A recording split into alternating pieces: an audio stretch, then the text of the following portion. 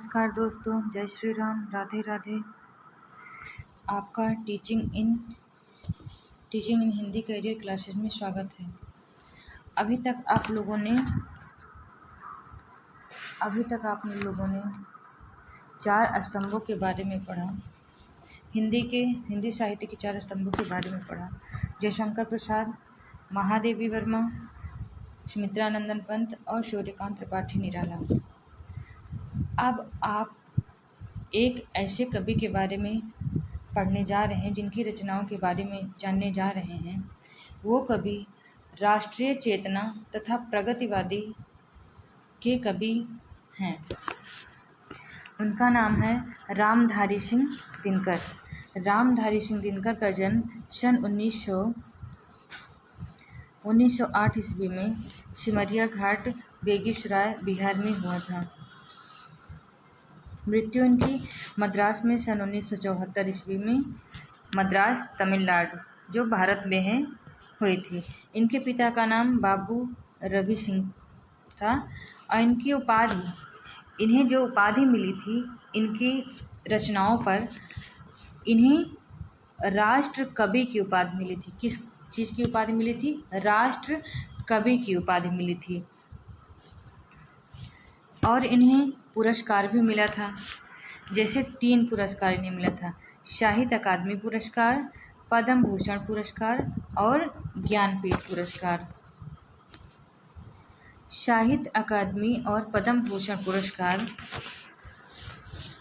इन्हें 1959 ईस्वी में मिला था। कब मिला था? 1959 ईस्वी में मिला था। ज्ञानपीठ पुरस्कार इन्हें सन 1972 ईस्वी में मिला था, जो कि इनकी उर्वशी रचना के लिए मिला था। किस लिए मिला था? उर्वशी रचना के लिए मिला था। इसके बारे में अभी हम लोग आगे पढ़ते हैं।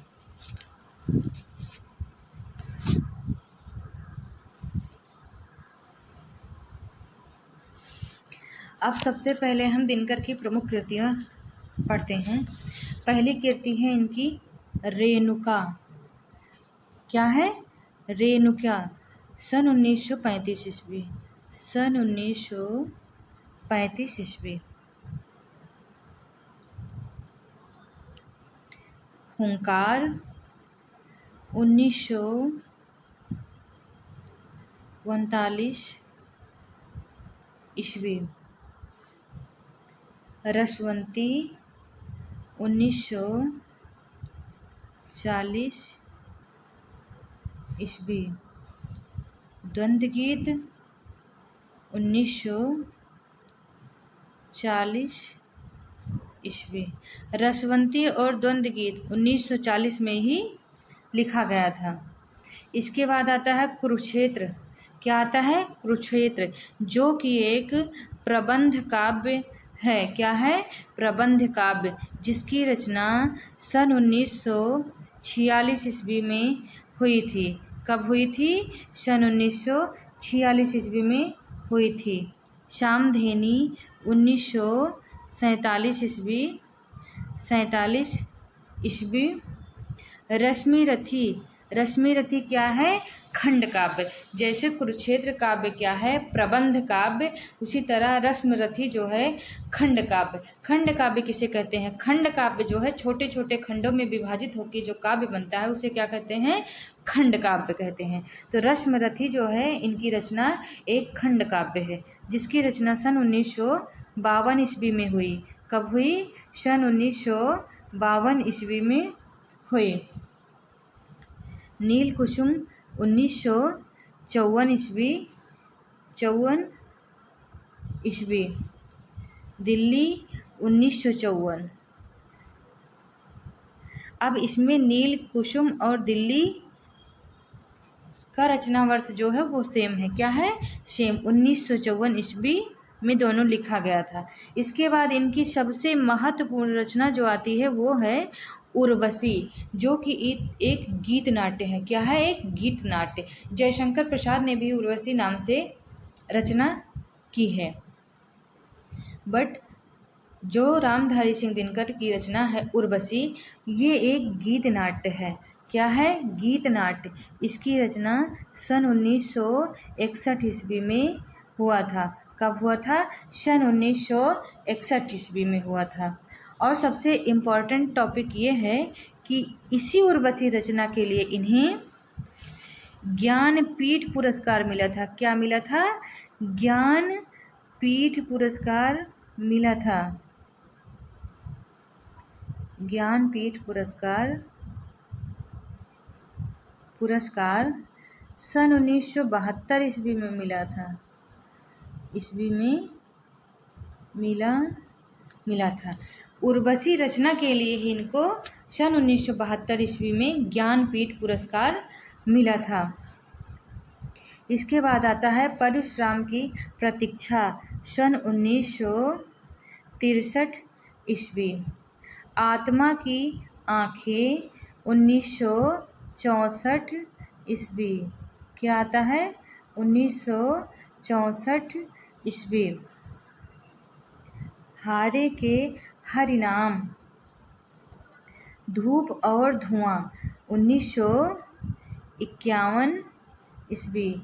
धूप और धुआं का रचना काल क्या है? 1951 ईस्वी। नीम के पत्ते, इतिहास के आंसू।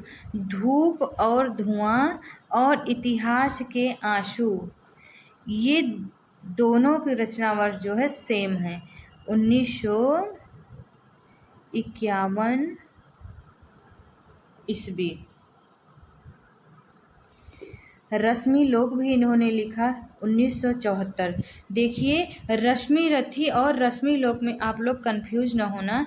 रश्मि रथी एक खंड काव्य है। रश्मि लोक 1974 ईस्वी में लिखा गया और रश्मि रथी जो खंड काव्य है इसकी रचना सन 1952 ईस्वी में हुई है। कब हुई है? सन 1952 ईस्वी में। और रश्मि लोक रचना 1974 ईस्वी में लिखी गई है। कब लिखी गई है? 1974 ईस्वी में। इसके बाद आता है सीपी और शंख, जिसकी रचना 1957 ईस्वी में हुई है। कब हुई है? 1957 ईस्वी में हुई है। दिनकर ने मैथिली शरण गुप्त के सामने स्वयं को महज डिप्टी राष्ट्रकवि ही माना था। क्या माना था? मैथिली शरण गुप्त के सामने स्वयं को महज डिप्टी राष्ट्र के कवि ही माना था।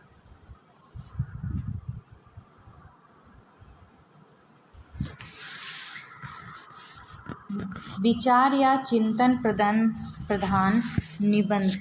क्या आता है? विचार या चिंतन प्रधान निबंध। पहला निबंध इनका है मिट्टी की ओर। क्या है? मिट्टी की ओर। सन 1946 ईस्वी। कब है? 1946 ईस्वी। इसके बाद आता है अर्धनारीश्वर। अर्धनारीश्वर 1952 ईस्वी में इसकी रचना की गई थी। कब की गई थी? 1952 ईस्वी में। रेती के फूल 1954 ईस्वी। 1954 ईस्वी। बेनुबन 1958 ईस्वी। उजली आग 1956 ईस्वी। राष्ट्रभाषा व राष्ट्रीय एकता। क्या है? राष्ट्रभाषा व राष्ट्रीय एकता 1958 ईस्वी। क्या है? 1958 ईस्वी। वट पीपल 1961 ईस्वी। ये थे इनके विचार या चिंतन प्रधान निबंध। इसके आगे इन्होंने यात्रा साहित्य की भी रचना की है। क्या की है? यात्रा साहित्य की रचना की है। सन 1957 में इन्होंने देश विदेश नाम से यात्रा साहित्य की रचना की। इसके बाद मेरी यात्राएं नाम से इन्होंने 1970 ईस्वी में रचना की। यात्रा निबंध के बाद इन्होंने संस्मरण की भी रचना की है। इनका पहला संस्मरण है लोकदेव नेहरू। क्या है? लोकदेव नेहरू। सन 1965 ईस्वी में लिखा गया है। कब लिखा गया है? सन 1965 ईस्वी में लिखा गया है। दूसरा है इनका स्मरण और श्रद्धांजलियाँ। इसका रचना वर्ष है 1969। कब है? 1969।